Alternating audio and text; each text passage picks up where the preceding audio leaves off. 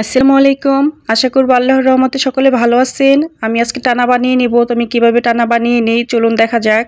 আমি সবসময় আমার ছোট্ট মেয়ের জন্য বক্সে করে টানা বানিয়ে রেখে দিতে হয়, খুবই সহজভাবে, কোনো ঝামেলা ছাড়া। চলুন দেখা যাক।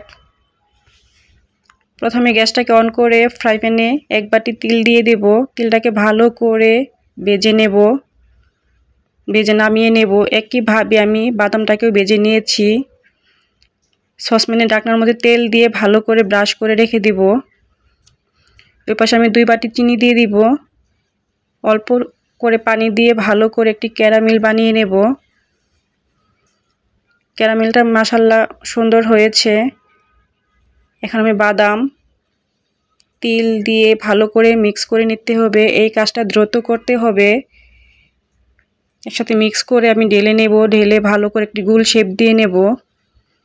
হাতে লেগে আসছে না। এখন আমি ছুরি দিয়ে ভালো করে পিস করে রেখে দিব। ঠান্ডা হওয়ার পর হাত দিয়ে ভেঙে নেব।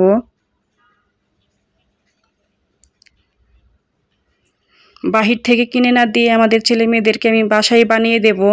আমাদের ছেলে মেয়ের কাছে খুবই ভালো লাগবে। আমার মেয়ের খুবই পছন্দ, ওর জন্য সবসময় বানিয়ে রেখে দিতে হয়। খেতে খুবই মজা হয়েছে, ভালো হয়েছে। আপনারা অবশ্যই এভাবে বানিয়ে খেয়ে দেখবেন। ছোট্ট ছেলে মেয়েদের কাছেও ভালো লাগবে। তো আপনারা ভালো থাকবেন, সুস্থ থাকবেন। আমার চ্যানেলটাকে সাবস্ক্রাইব করে রাখবেন। লাইক, শেয়ার, কমেন্টে জানিয়ে যাবেন কেমন হয়েছে। আল্লাহ হাফেজ।